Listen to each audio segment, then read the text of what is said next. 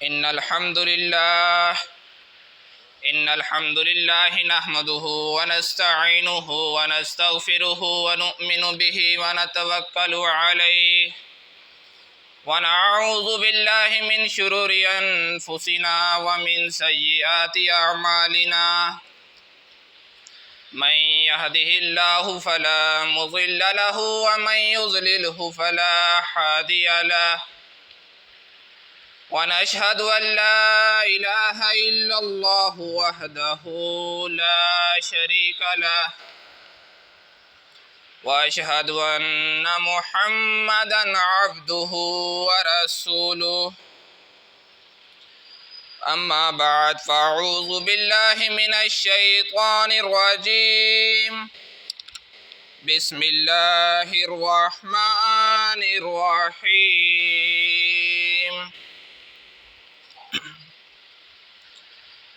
वलक़द अरसलना नूहन इला क़ौमिही इन्नी लकुम नज़ीरुम मुबीन अल्लाह तअबुदु इल्लल्लाह इन्नी अख़ाफ़ु अलैकुम अज़ाब यौमिन अलीम फ़क़ालल मलउल्लज़ीन कफ़रू मिन क़ौमिही मा नराक इल्ला बशरम मिस्लना वमा नराक इत्तबअक इल्लल्लज़ीन हुम अराज़िलुना बादियर राय वमा नरा लकुम अलैना मिन फ़ज़लिन बल नज़ुन्नुकुम काज़िबीन।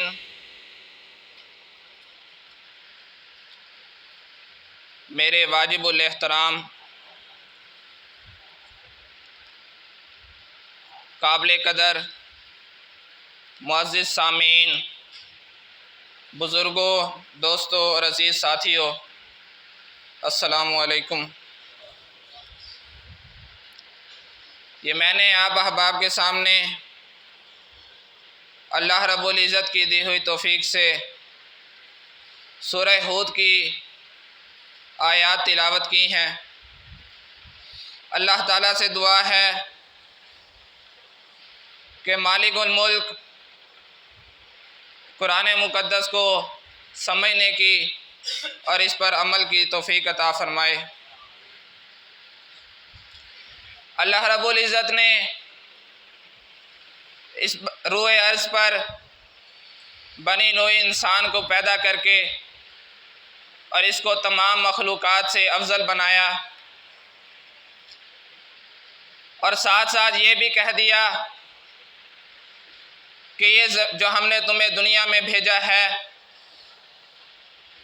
ये तुम्हारी ज़िंदगी बेमकसद नहीं है। इस दुनिया में रहने की तुम्हारी एक मुद्दत मुकर्रर है। इस ज़िंदगी के बाद तुमने मर जाना है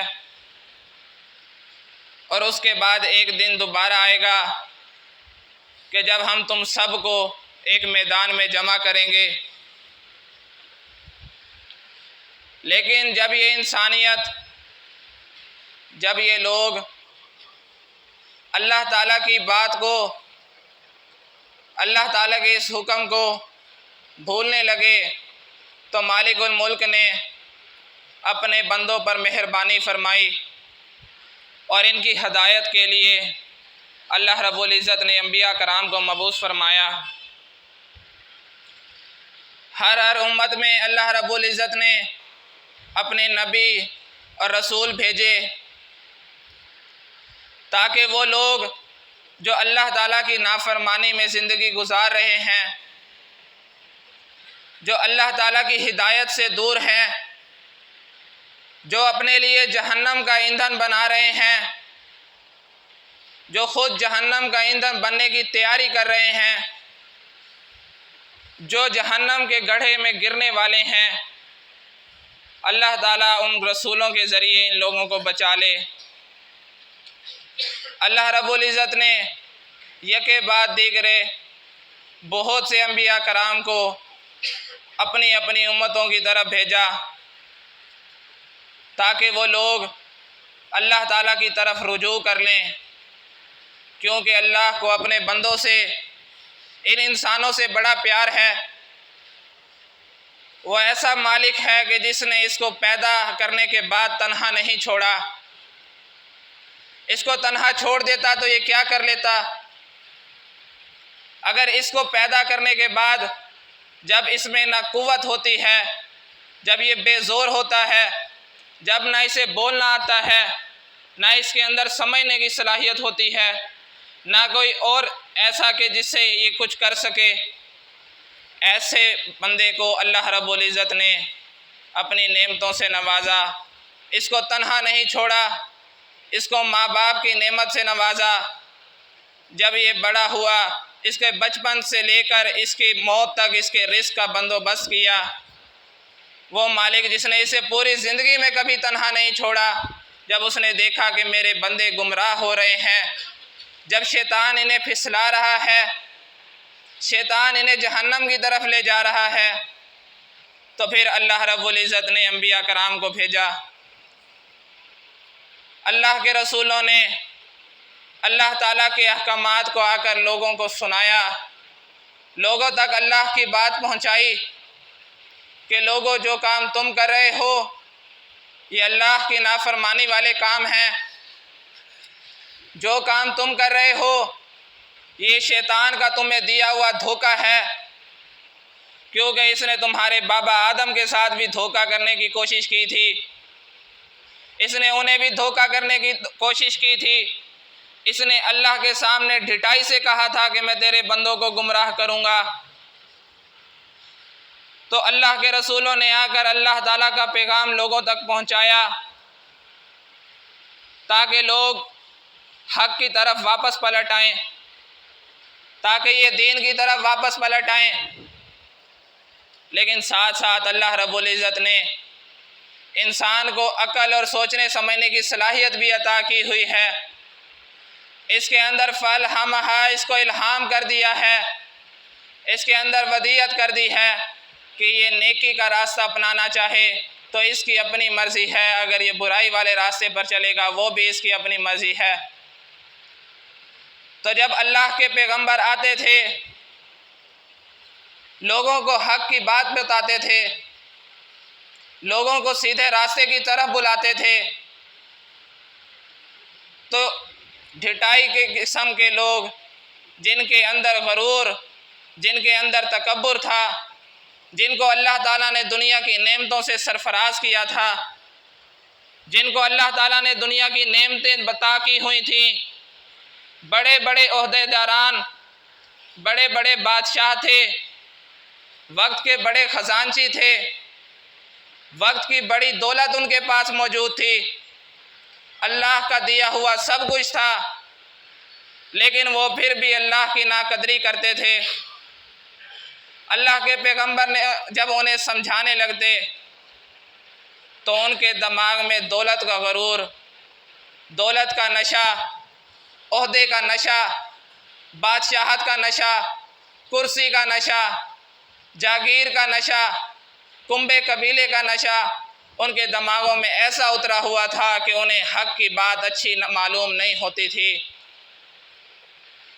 उन्हें हक़ की बात पसंद नहीं आती थी, उन्हें अल्लाह ताला की बात पसंद नहीं आती थी, क्योंकि इस्लाम वो दीन है जो जुल्म से रोकता है, और ये वो लोग थे जो जुल्म करते थे।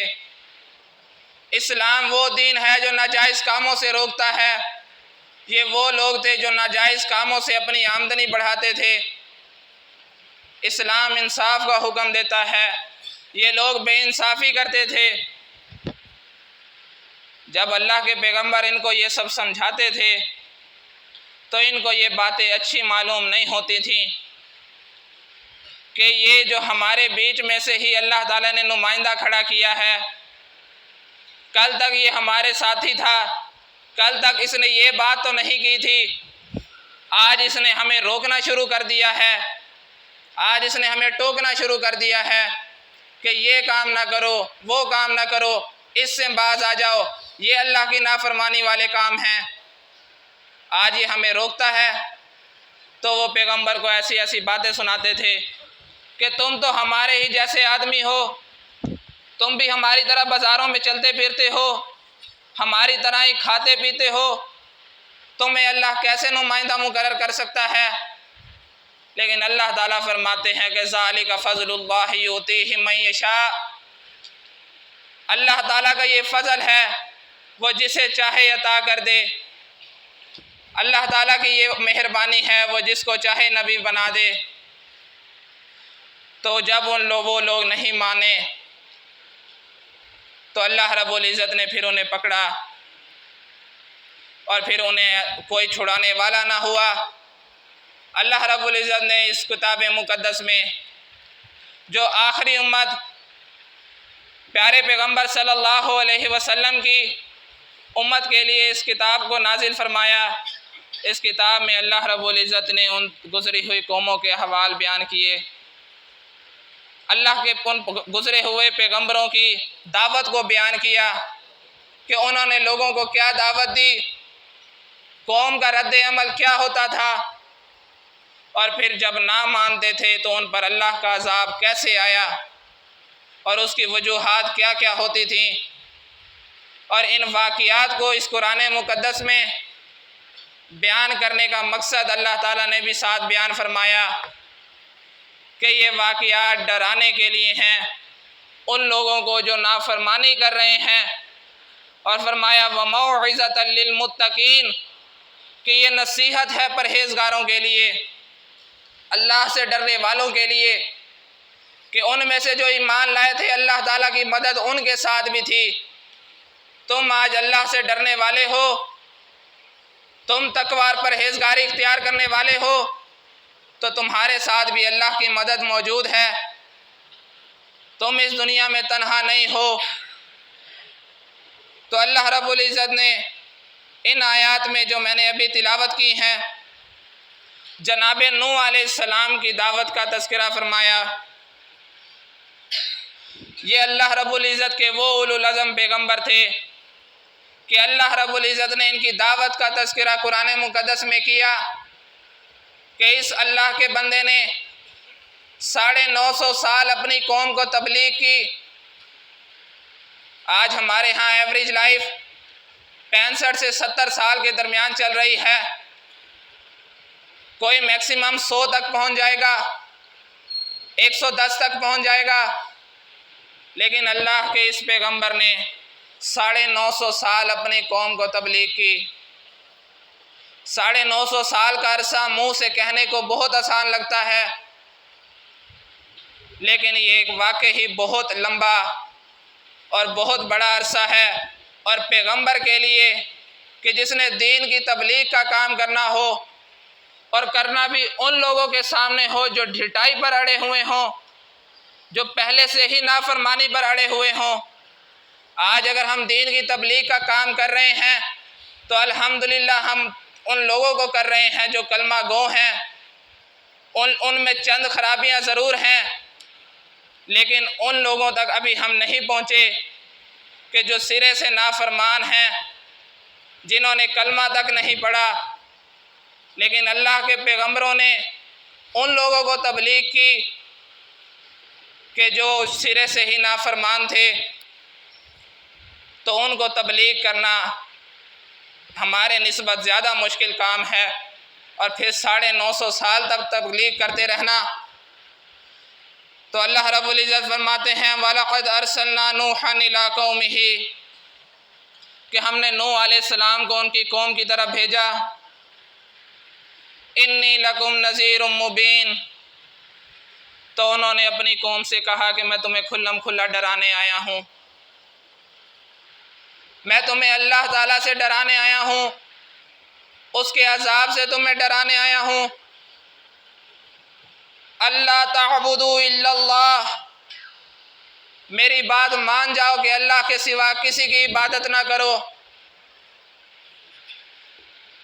उस कौम में अल्लाह रब्बुल इज़्ज़त फरमाते हैं सूरह नूह में कि उन्होंने 5 वलियों को, 5 बुज़ुर्गों की वो पुजारी थी, उन्होंने 5 वली बनाए हुए थे, उनके बुत बनाए हुए थे। वद, सवा, यऊस, यऊग, नसर, ये उस वक़्त के 5 बुज़ुर्ग थे जिनकी ये कौम पूजा करती थी, जिनको ये अल्लाह के सिवा पुकारती थी। अल्लाह रब्बुल इज़्ज़त फरमाते हैं कि अल्लाह के पैगम्बर ने कहा कि अल्लाह ताबुदु इल्लल्लाह, छोड़ दो इनको पुकारना, ये भी तुम्हारी जैसे ही लोग थे, ये भी अल्लाह से मांगने वाले थे, आज तुम इनसे मांग रहे हो। ये अल्लाह के सामने झुकने वाले थे, आज तुम इनके सामने झुक रहे हो।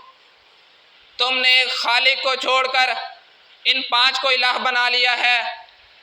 क्या तुम्हें शर्म नहीं आती?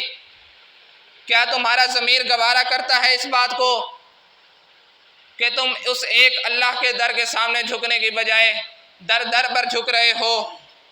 तो फरमाया इन्नी अखाफु अलैकुम अज़ाब यौमिल अलीम, मैं तुम्हारा कोई दुश्मन नहीं हूँ, मुझे तुम्हारा गम है, मुझे खौफ है कि तुम्हें अल्लाह का दर्द देने वाला अज़ाब आ पकड़ेगा इन तुम्हारे हरकत और करतूतों के सबब। तो फरमाया फ़क़ालल मलाउल्लज़ीना कफ़रू मिन कौमिही,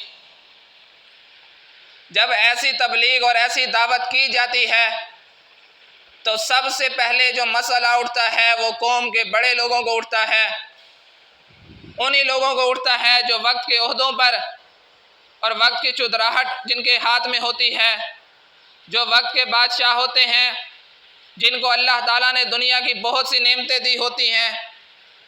तो उस वक़्त भी सरदारों को मसला उठा, उनको तकलीफ़ हुई, तो कहने लगे मा नराका इल्ला बशरम मिसलना, हम देखते हैं कि तुम भी हमारे ही जैसे आदमी हो, तुम भी हमारे ही जैसे बशर हो। वमा नराका तबाका इल्लल्लज़ीना हुम रासिलुना बादी अर्राह, और हम ये भी देखते हैं कि जो तुम्हारी पैरवी करने वाले हैं वो तो अदना दर्जे के हैं, वो तो हमसे कम लोग हैं, उनको अल्लाह ताला ने इतनी फ़ोकियत भी नहीं दी हुई, वो माल के लिहाज से भी कम हैं, जत्थे और कबीले के लिहाज से भी कम हैं, वो हमारे मुकाबले में आ भी नहीं सकते, ज़ोर में भी हमसे कम हैं। तो हम देखते हैं कि तुमने इन कम तर लोगों को अपने साथ मिलाया हुआ है। वमा नरा लकुम अलैना मिन फ़ज़लिन, और हम देखते हैं कि तुम्हें हमारे ऊपर कोई फजीलत भी नहीं है, ना इन लोगों को कोई हम पर फजीलत और बरतरी है। बल नज़ुन्नुकुम काज़िबीन, कहने लगे कि हम तुम्हें सच्चा नहीं मानते, हम तुम्हारी बात को हक नहीं समझते, बल्कि क्या है हम तुम्हें झूठा तसव्वुर करते हैं। क़ाला या कौमी अरअयतुम इन कुन्तु अला बय्यिनतिन मिन रब्बी, उन्होंने कहा है कौम देखो कि अगर मैं अपने परवरदिगार की तरफ से दलीलें रोशन रखता हूँ और उसने मुझे अपने हाथ से रहमत बख्शी हो जिसकी हकीकत तुमसे पोशीदा रखी गई है, तो क्या हम इसके लिए तुम्हें मजबूर करें? और तुम हो कि इससे नाखुश हो रहे हो। तुम्हें तो खुश होना चाहिए कि तुम्हारी तरफ अल्लाह ताला की तरफ से हदायत आई है, तुम फ़ौरन इसको पकड़ लो, लेकिन तुम हो कि इससे नाखुश हो रहे हो, इसकी नाकदरी कर रहे हो। वया कौम ला असअलुकुम अलैहि माला, या तुम ऐसी कोई बात करो कि मैंने तुमसे कोई माल मांगा हो, मैंने तुम्हें कहा हो कि मैं ये तबलीग के ज़रिए तुमसे ज़र मुबादला चाहता हूँ, मैं तुमसे तुम्हारा माल चाहता हूँ, मैं तो तुम्हें बेलौस दावत दे रहा हूँ, मैं तो तुम्हें बेलौस अल्लाह की तरफ बुला रहा हूँ।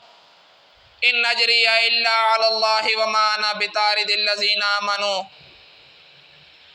मेरा जो सिला है वो तो सिर्फ़ अल्लाह के ज़िम्मे है।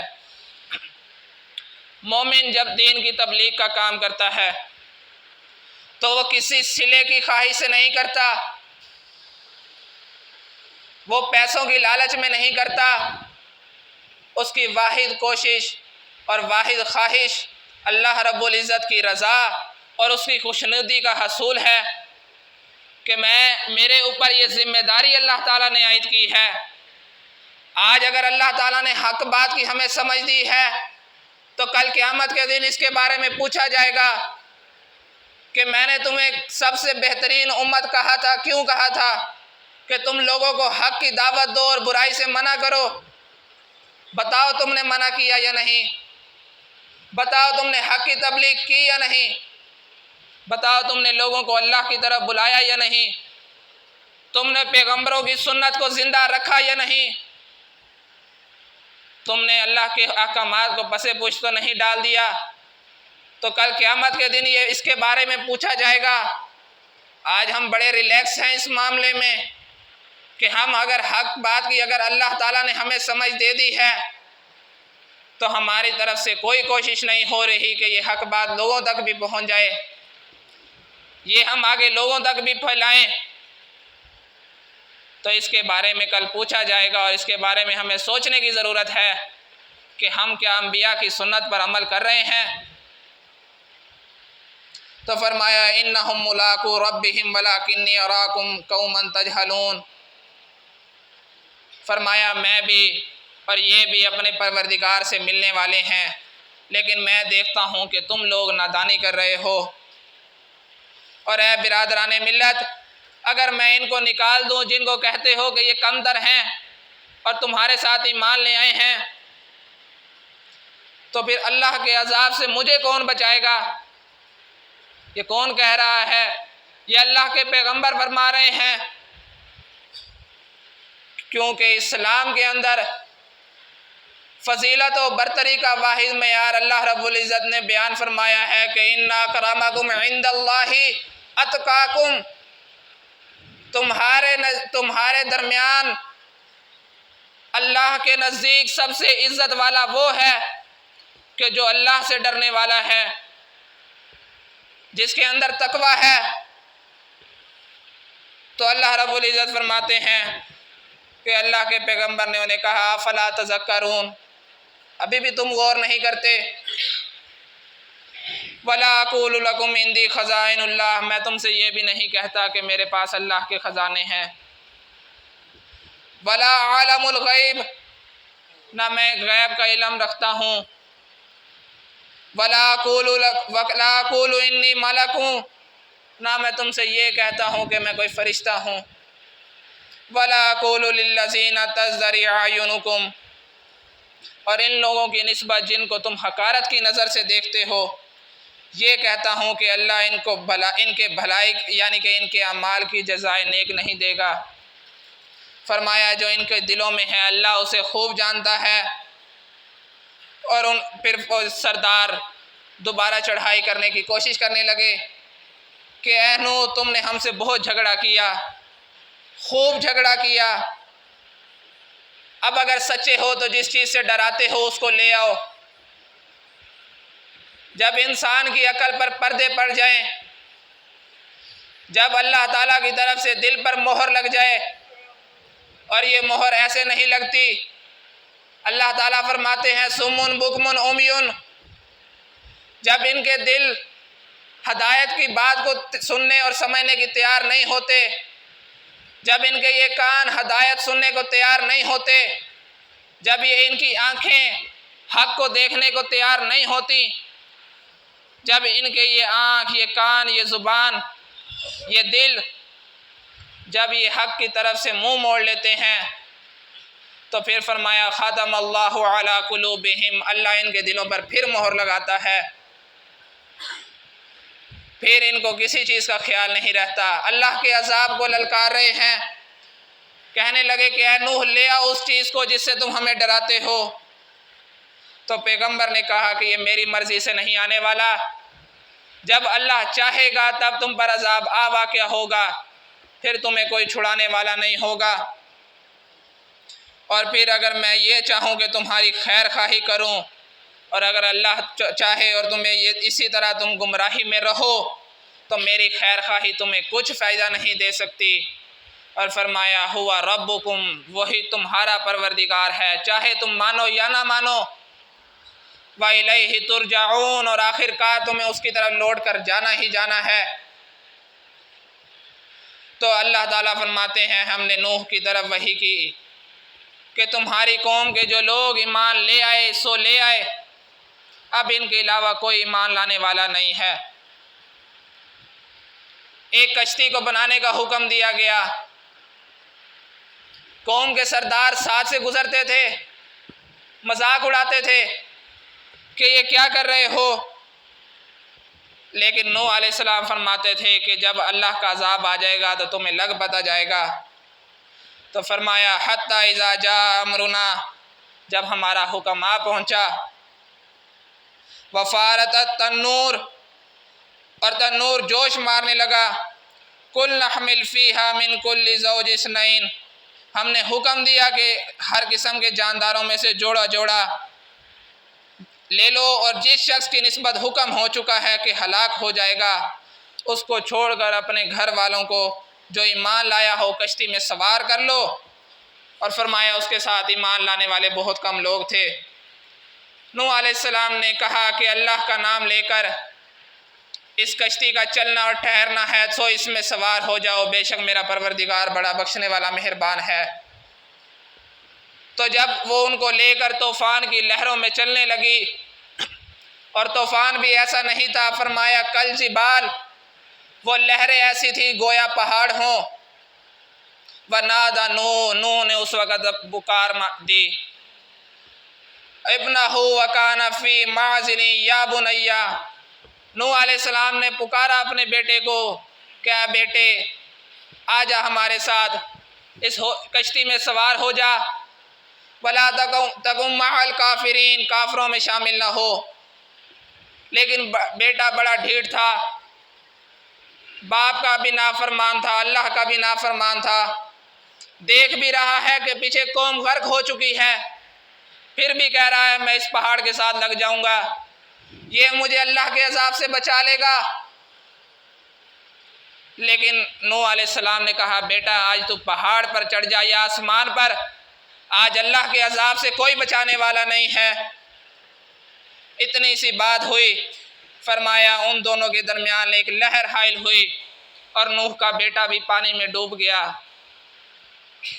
अल्लाह रब्बुल इज़्ज़त का जब अजाब आता है तो फिर इस बात से कोई गर्ज नहीं होती कि वो कौन है, किस पर अजाब आ रहा है। अगर वो अल्लाह का नाफरमान है तो चाहे पैगंबर की बीवी हो या पैगंबर का बेटा हो, उस पर अल्लाह का अजाब ज़रूर आता है। अल्लाह ताला की मदद और रहमत सिर्फ ईमान वालों के साथ है। कल क़यामत के दिन पैगंबर नूह अलैहिस्सलाम जन्नतियों में से होंगे और उनका बेटा जहन्नम में होगा।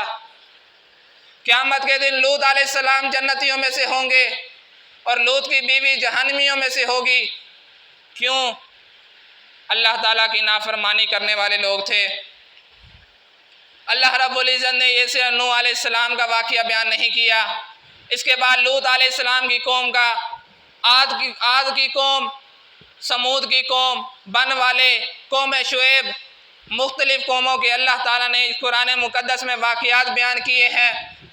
जब वो नाफरमानी पर अड़े, जब अल्लाह ताला की बात नहीं मानी, तो अल्लाह ताला फरमाते हैं हमने किसी पर तेज़ आंधी चलाई, किसी को चिंगार ने आ पकड़ा, फ़िरौन को पानी में गर्क कर दिया, ज़मीन फटी और कारून अपने ख़जानों समेत ज़मीन में धंस गया।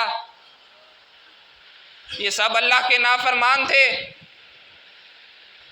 अल्लाह के पैगंबरों की बात ना मानने वाले थे। तो अल्लाह ताला फरमाते हैं कि ये वाक़यात जो कुरान मुक़द्दस में बयान हुए हैं, इन वाक़यात में तुम्हारे लिए इबरत और नसीहत है। ये वाक़यात सिर्फ सुनाने के लिए नहीं है, ये दिल को दहला देने वाले वाक़यात हैं। हम तसव्वुर नहीं कर सकते कि किस तरह अल्लाह का अज़ाब आता है। हम तसव्वुर नहीं कर सकते उन लहरों को जो पहाड़ों जितनी हों और फिर कोई इंसान जिंदा ना बचा हो। अल्लाह ताला फरमाते हैं कौम शुएब पर जब चिंगाड़ का अज़ाब आया तो सुबह हुई तो ऐसे थे कि जैसे यहाँ पर पहले कभी कोई बसा ही नहीं था। सफ़ा हस्ती से ये लोग मिठा कर रख दिए गए।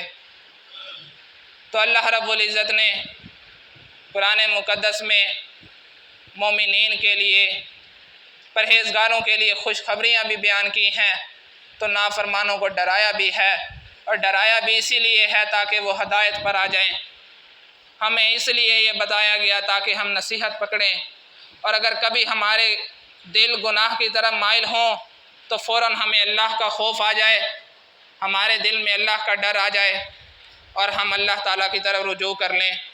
अल्लाह ताला से दुआ है कि अल्लाह ताला हमें नाफरमान कौमों की चाल चलन से बचाए और क़यामत के दिन अपने नेक बंदों की सफ़ में शामिल करे। सुब्हान रब्बिका रब्बिल इज़्ज़ति अम्मा यसिफ़ून व सलामुन अलल मुरसलीन वल्हम्दुलिल्लाहि रब्बिल आलमीन।